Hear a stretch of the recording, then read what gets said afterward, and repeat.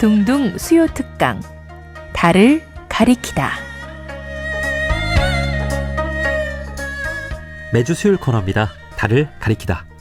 성현들은 달을 가리키고 있지만 우리는 그 손가락만 보고 있지 않은지 돌아보는 시간인데요.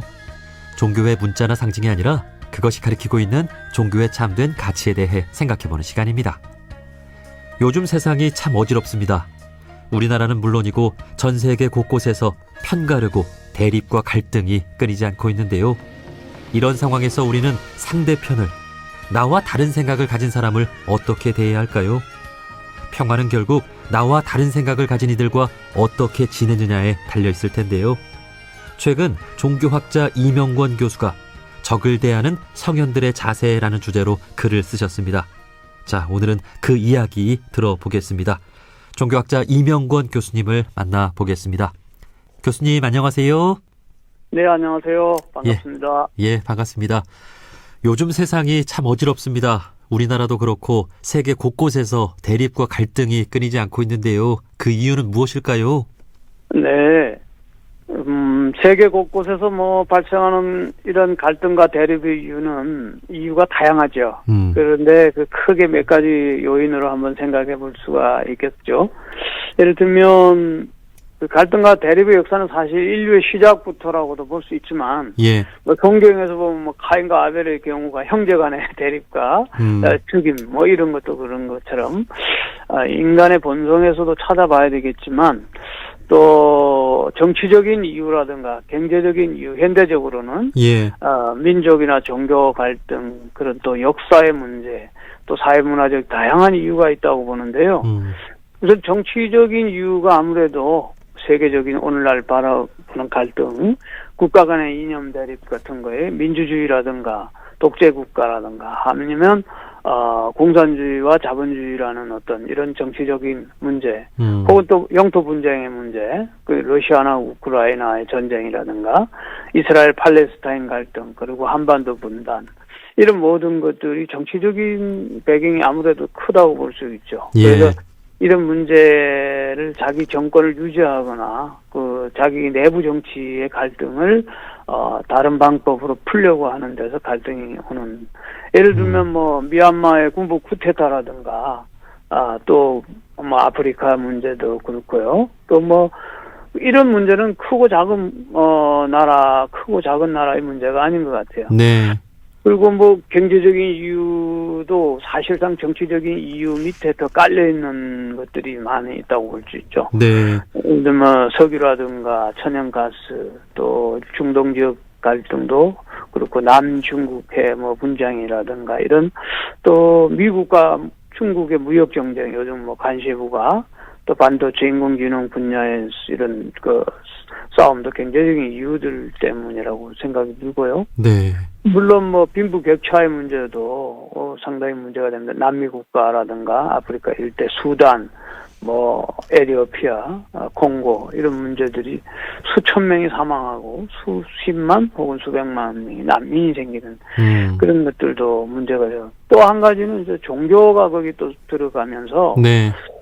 대립되는 갈등, 시아파라든가 수니파의 갈등, 이슬람 내부에서도, 그리고 이스라엘 이팔 문제, 이스라엘 또 가자, 팔레스타인 문제, 유대교 이슬람, 또 인도 파키스탄, 힌두교 이슬람, 이런 것들이 또 같이 민족 간 충돌을 일으키는, 심지어는 발칸반도 내전도 우리가 알 수 있었지만 동남아 국가 중에서도 보면 불교 국가인 미얀마에서도 이슬람교도인 그 로힝야족, 벵갈 쪽에 붙어 있다 해서 소수민족이라고 해서 한 100만 명 정도 되는 그 민족을 이제 차별하고 탄압하는 것들, 이런 것들이 또 사실 민족과 종교 갈등의 문제가 되지요. 네. 역사적인 그 외에도 사회문화적인 이유도 많이 있겠지만, 네. 미국 내 인종 갈등도 그렇고, 이런 것들이 종합적으로 복합적으로 작용하여서 그 갈등이 발생되는 거 아닌가. 그러면서 특정 사건이 하나 발생될 때 그게 촉매자가 돼가지고 예. 표면적으로 갈등이 확대되는 이런 구조적인 문제가 있는 것 같습니다. 예. 결국은 개개인이 갖고 있는 욕심 때문이 아닌가, 그렇죠. 그렇게 생각이 듭니다. 우리 개인적인 차원에서 본다면 개개인이 다 본성적으로 다 욕심을 갖고 있고 네. 그러다 보니까 한 가정 내에서도 형제 간의 다툼이 있는 거잖아요. 네, 그렇죠. 이런 것이 정치 경제적으로 가면 집단 간의 어떤 갈등과 그렇죠. 다툼이 되는 것 맞습니다. 같습니다. 네. 우리가 다 같이 좀 살아야 하는데 네. 나와 다른 생각이나 나와 다른 신념을 가진 이들을 적으로 대하는 경향이 있는 것 같아요. 맞습니다. 나와 다르다고 해서 적은 아니지 않습니까? 정말 그렇습니다. 나와 다른 생각이나 신념을 가졌다고 해서 반드시 적이 되는 건 아니거든요. 근데 인간은 본능적으로 우리가 어찌 보면 자신과 비슷한 사람들과 연결되는 그런 경향을 갖고 있죠. 아무래도 유유상종이라고. 예. 이 때문에 다른 생각을 가진 사람을 배척하거나 또 위협하는, 또 위협적으로 느끼는 이런 경우가 있어요. 그래서 우리가 왜 이 서로 다른 것을 적대적으로 받아들일까 하면 몇 가지 이유가 있는 것 같습니다. 그러니까 예를 들면 집단 본능이라는 거. 예. 우리가 역사적으로 볼 때도 늘 집단 속에서 우리가 살아왔는데 조금 전에 PD님 말씀하신 것처럼 집단의 문제인데 우리와 그들 서로 나눠버리는 순간 갈등이 되기도 하고 또 서로 집단이 대립되면서 자기들에게 맞는 정보만 받아들이고 또 반대되는 정보는 무시하게 되고 그러면서 확증 편향식 형태를 보이게 되죠. 그러면서 오해를 하면서 적대시하는 다른 생각을 가진 사람들에게 그런 것도 있는가 하면 낯선 생각이나 이제 또 다른 가치관을 접하게 될 때 오는 두려움 혹은 불확실성 그런 것에 대해서 방어적으로 이제 표현을 할 수가 있어요. 예. 이건 비관하기로 이제 저의 개인적인 문제지만 제가 예수 석가를 만나다라는 책을 썼거든요. 네. 아주 오래전에 2007년에 썼으니까 벌써 한 20년 가까이 돼가는 책입니다만 반야신경과 예수 복음서의 대화예요. 예. 이 책을 딱 보면 기독교인들은 그중에 또 보수 기독교인들은 벌써 반응이 달라요. 왜 예수가 석가를 만나야 되는가? 혹시 이단 아닌가? 예. 이런 식으로 벌써 선입견이 있거든요. 이게 낯선 가치관이나 생각을 접하면 벌써 움츠러들어요. 그래서 네. 그런 것에 대한 개방적인 자세가 상당히 필요하지 않는가. 예. 더군다나 이제 또 오늘날 사회적으로 또 미디어가 활성화되고 이런 것들이 이제 확산화되는 사회적인 영향도 있는데 이런 이제 특정 관점이 미디어나 이런 거 SNS 이런 걸 통해서 유튜브나 이런 걸 통해서 강화를 받으면 거기에 그냥 확신을 갖게 되고 다른 사람들을 적으로 간다는 그런 환경들이 사회적인 환경이 또 조성될 수도 있다. 예. 예. 그래서 이제 그렇죠. 이런 상황에서 우리가 어떻게 공존할 수 있을까 하는 문제가 생기죠. 교수님께서 과거에 한 기독교 대학에서 교수로 재직하실 때 예수 석가를 만나다라는 책을 쓰셨다는 거죠. 네, 그렇죠. 근데 기독교인들은 왜 예수가 석가를 만나냐? 예. 네네. 그러니까 교수님 앞서 말씀해 주신 대로 유유상종이라는 말. 네네. 나와 좀 같은 종교를 가진 사람들끼리만 좀 친하게 지내는 그런 집단 본능이 있는데 이걸 왜 벗어나야 되느냐?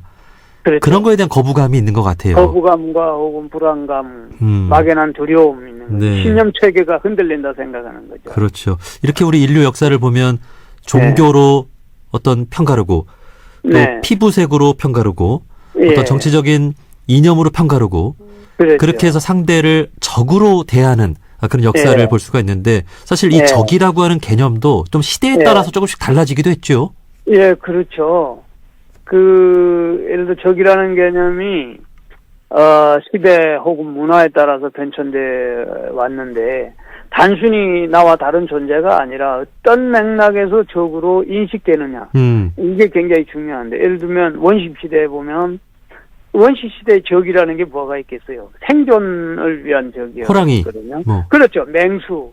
그다음에 다른 부족에서 여기에 자원이 포괄됐을 때 그것을 좀 먹으러 간 것. 그때 갔을 때 왜 나타났느냐 해서 이제 적으로 또 그렇죠. 그다음에 자연재해 이런 우레, 천둥, 번개, 이런 것들이 이제 단순한 거였어요. 그 개념이. 근데 고대나 중세 이제 문명이 발전하면서 국가가 형성되고 그러다 보니까 이제 영토라는 문제가 생기고 그래서 그걸 확장하려면 적은 반드시 정복해야 될 타국이 되네요. 타국이 이제 이웃이 아니라 그러면 이제 대표적인 경우가 로마 제국이 딱 지중해 주변을 판을 치고 있는데 로마 북부의 게르만 민족이 국경선에서 왔다 갔다 하면서 이제 게르만 민족과의 적이 서로 형성되는 거고. 예. 십자군 전쟁도 마찬가지죠. 기독교와 이슬람의 그 중세 오랜 동안의 그 전쟁. 우리나라 같은 경우에는 고려 시대와 거란, 그 몽골, 이것들이 다, 적으로 이제 규정되는 것이죠. 그래서, 근대 오면서 근데 조금, 이념으로 인한 이제 적의 개념이 좀 변화가 되죠. 예. 19세기, 20세기 들어오면서 이제 이념 중심으로 예를 들면 자본주의라든가 공산주의 이런 두 가지 틀에서 이제 냉전 시대가 되면서 서로 적대국가가 이제 형성되는 거죠. 그런가 하면 내부에서도 정치적인 이제 반대파가 생겨나죠. 같은 자본주의 안에서도 그리고 공산주의 안에서도 그렇고. 근데 이념이 이 사상이 적으로 만드는 거 하면 근대에 그랬다면 이제 현대는 완전히 또 다른 형태. 그러니까 보이지 않는 적들이 많죠. 심리적인 적대감이라든가 물리적인 형태의 전쟁보다는 이제 경제 기술, 그다음에 정보전, 이런 것들, 테러리즘, 해킹, 가짜 뉴스. 그다음에 아무래도 경제적인 경쟁자 이런 것들이 적으로 지금 마치 길거리 지나가다가 이게 좀 망치 탁 두들기는 게임 할 때 도깨비 같은 거 올라오면 두들려야 되는 그런 상태로 불끈 보이지 않다가 튀어나오는 것들 이런 적대감들이 수시로 나타나고 특히 이제 아까도 말했지만 정치적인 양극화 현상도 바로 이런 이념 그다음에 정보 이런 것들 잘못된 정보들이 심화되면서 갈등이 개파된다 이렇게도 볼 수 있겠죠. 네. 사실 우리가 적이라고 할 때 뭔가 나를 공격하고 내 생존을 위협하는 대상이라고 한다면 적이라고 우리가 또 이해할 수 있겠지만 지금 우리나라의 경우에는 그 정치적인 대립이 극심하잖아요. 정치적으로 상대방을 적으로 보는, 적으로 대하는 그런 경향들이 좀 있는데 이건 왜 이렇게 된 걸까요? 우리나라에서 벌어지는 정치적인 그 대립은 저도 보면 단순한 하나의 의견 차이를 넘어서 이거는 완전히 이제 상대방을 적으로 간주하고 그러지 않습니까? 최고 지도자부터 시작해서. 이건 단순한 정치적 경쟁도 아니고 극단적 진영 논리와 이 감정적 대립이 같이 변질되면서 이렇게 심화됐다고 보는데 무엇보다도 이제 진영 논리를 따른 그 적대감이 확산된 그러니까 정책을 가지고 논쟁을 하면서 선의의 경쟁 대사로 상대로 보지 않고 상대 진영 예를 들면 좌익이다 해서 그냥 종북, 좌빨 이렇게 해서 척결의 대상이다. 그러면서 절대 악이 되어버리는 거예요. 그렇고요.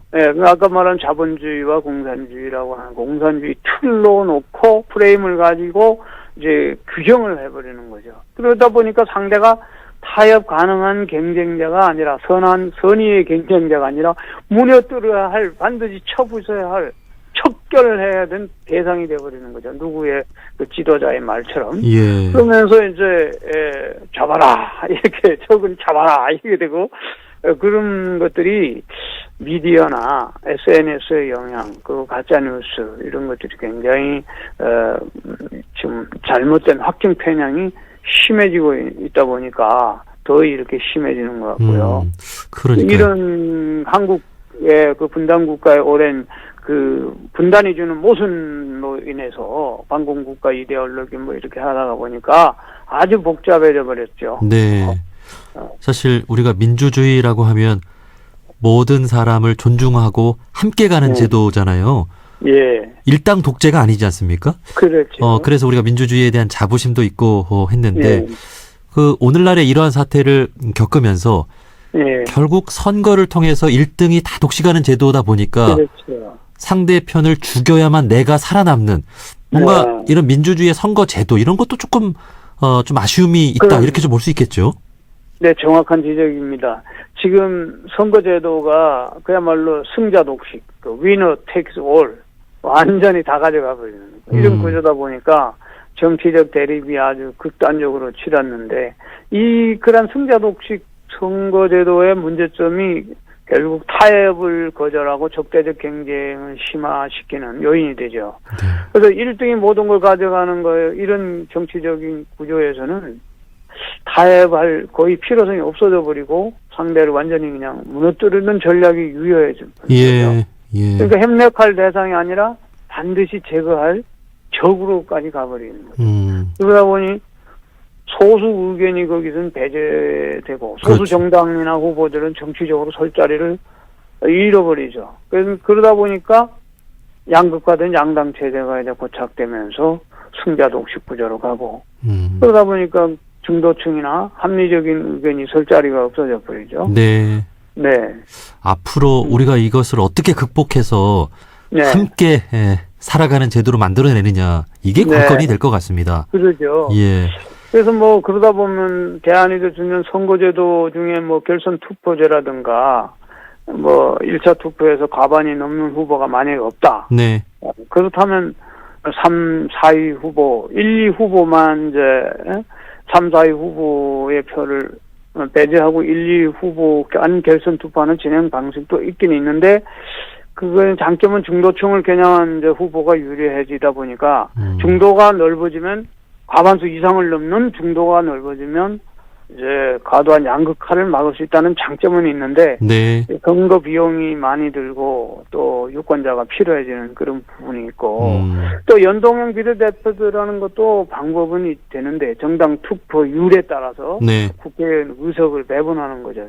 장점은 이제 다양한 정당의 그 의견들이 국회에 반영될 수 있다는데 그러다 보면 또 단점은 정당이 난립을 막 해서 아주 우후죽순 형태가 되고 연합정부가 잘 운영하는데 어려움도 있고. 네. 이제 제도의 문제도 있지만은 뭐 그 말고도 뭐 순위 투표제라는 것도 있긴 있고 그러는데 결국 중요한 거는 이제 정치 문화의 변화가 필요하다. 그러니까 정치적 대립을 부추기는 이런 문화 구조를 함께 개선해야 된다. 네. 제도도 좀 수리가 필요하지만 그렇습니다. 그래서 이제 기득권을 가진 정당들이 근데 쉽게 바꾸려고 하지 않는데 또 문제가 있어요. 그렇죠. 네, 그래서 문화적 정치 개혁에 필요한 관심들이 우리 시민들이 먼저 가져야 되고 제도 개혁도 필요하지만 무엇보다 중요한 거는 이제 상호 타협과 협력을 중시하는 그거야말로 그걸 정말 배워가야 하는 정치 문화를 만들어가야 된다. 예, 그래서 예. 괜히 정치 구단이 있는 게 아니고 정자도 모르는 사람이 정치에 나와서 뭐 검찰이 뭐 휘둘르듯이 칼 자르듯이 이렇게 해버리면 굉장히 문제가 있죠. 그렇죠. 그래서 다양한 목소리가 반영되는 시스템을 만들면서 동시에 타협이나 협력, 소통을 중시하는 그런 문화적 토대가 성립돼야 된다. 이런 네. 얘기죠. 저희가 뭐 정치 프로그램은 아닙니다만 지금 네. 오늘날의 상대방을 적으로 여기고 상대를 네. 죽여야만 내가 네. 1등이 돼서 당선되는 이 제도에 네. 대해서도 분명히 우리 또 종교인들도 생각해 봐야 될 그럼요. 문제라는 생각이 듭니다. 네. 정치권의 대립이 이렇게 극심하니 우리 국민들도 또 분열이 되어 있는 상황이잖아요. 이럴 네. 때 또 종교의 역할 교수님은 어떤 네. 걸 좀 기대하십니까?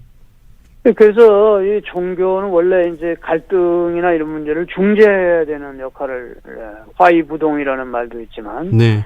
서로 다르지만 조화롭게 평화롭게 하는 그러한 정신의 유교적 가치도 있고 또 자타불이라는 불교적 가치도 있고 공동체로 화합시키는 이런 그 기능을 종교가 해왔는데 근데 반대로 종교가 정치적 갈등에 오히려 휩쓸리고 분열을 심화시키는 요즘 뭐 예를 들어서 이런 말 표현해서 뭐하지만은 정광훈을 비롯한 그 태극기 부대라든가 뭐 이런 몇몇 부대들이 지나치게 편향적으로 종교인들을 이렇게 극우 보수들이 정치적인 가담을 함으로써 정치적인 참여를 하지 말라는 말은 없지만은 화합과 치유의 역할을 해야 될 종교가 반대로 가고 있다는 것이고 그리고 또 중요한 것은 종교가 제시하는 것은 도덕적 기준을 제시해 줘야 되는데 거기서 이제 지나치게 정치와 편성해서 권력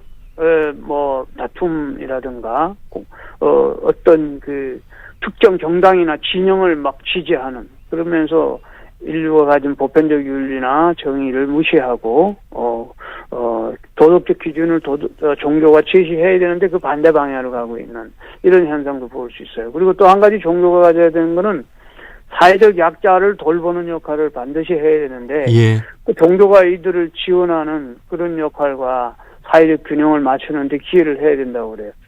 생각해요. 그래서 종교가 좋은 기능을 갖고 있지만 정치적인 도구화가 된다든가 정당에 특정 정당에 또 배타적인 그러한 자기 입장만 가지고 중재의 역할을 할 생각을 하지 않고 포용하지 못하는 배타적인 문제를 또 종교가 보여서는 안 되겠고요. 네. 그 무엇보다도 근본적인 종교의 본질인 가치, 즉 사랑이나 자비, 용서, 평화 이런 것에 대한 전반적인 교육이 필요하다. 그래서 그렇다면 현실적인 종교의 역할이 뭐가 있겠냐 생각하다 보면 우리가 대화의 장을 종교의 주도로 대화의 장을 만들 수 있다고 봐요. 예. 예를 들어서 정치, 사회 그 각계의 지도자들이 한 자리에 모여 대화를 할 수 있는 그 자리를 만들어준다. 네. 그 교회나 사찰, 성당 등에서 이제 이념 갈등보다는 공동체 회복을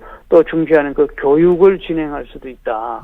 또 뭐 갈등으로 피해를 보는 많은 사람들을 돕는 역할, 경제적 어려움을 또 종교에서 지원해 줄 수 있거나 아니면 정신적인 치유 프로그램을 운영해 준다든가 이런 몇 가지 방법들이 있을 것 같아요. 네.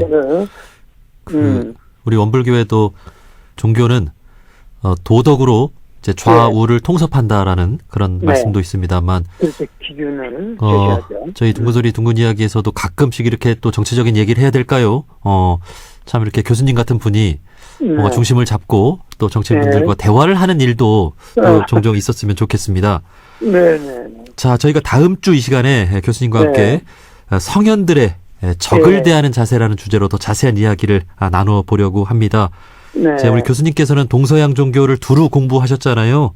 예. 네. 결국 성현들의 가르침이라고 하는 것이 적을 어떻게 대할 것인가, 이거에 대해서도 핵심적으로 또 가르침을 주셨다고 볼 수 있겠죠. 아, 그럼요. 아주 중요하다고 생각합니다. 그래서 아무래도 뭐 동양 종교 하면은 유불도, 서양 종교 하면은 이제 기독교 를 대표된다고 할 수 있겠죠. 그런 보면은 역시 유교나 여기에서 보면 공자는 덕으로 원수를 갚아라, 뭐 이런 이직보원, 바르게 함으로 원한을 갚아라, 그런 아주 구체적인 제시도 있고, 불교에서도 적도 나와 다르지 않다 하는 어떤 측면이 있어요. 그래서 법구경에 보면 미움은 미움으로 사라지지 않는다, 사랑과 자비만이 미움을 없앨 수 있다, 이런 말을 하고, 노자 또한 이덕보원이라고 해서 덕으로서 원수를 갚는다, 이런 얘기고, 뭐 예수 같은 경우에는 원수를 사랑하다. 근데 무조건 원수 오른밤 치고 왼밤을 돌려달라, 예스, 맞아요. 오리를 가자면 십리를 같이 가라, 맞아요. 그러나 그것보다도 예수 또 그런 것만 있는 게 아니고 완전히 장사꾼 같이 속년을 더럽히는 그런 사람들한테는 그 앞에 그 장사꾼들 비둘기를 팔고 하는 그런 사람들의 그 자판을 엎어버리면서 이런 곳이 아니다. 공자는 이런 곳이 아니다. 그리고 그런 그 정의를 기준으로 해서 사랑과 이런 것을 다 포괄해가면서 표현하는 방법들이 있습니다. 네, 네. 당연히 뭐 예수님이 기독교인들끼리만 잘 지내라 이렇게 말씀하셨을 리 없고, 부처님도 불교인들끼리만 잘 지내라 이렇게 말씀하셨을 리가 없습니다. 네. 다른 종교를 가진 사람도, 나와 다른 이념과 사상을 가진 사람이랑도 잘 지내라, 당연히 이렇게 말씀하셨을 것 같고, 과연 성현들께서는 구체적으로 어떤 말씀들 하셨는지 다음 주에 자세히 또 교수님과 짚어보겠습니다. 예. 자, 성현들의 적을 대하는 자세에 대해서 종교학자 이명권 교수님과 말씀 나눠봤습니다. 교수님, 오늘 말씀 고맙습니다. 감사합니다.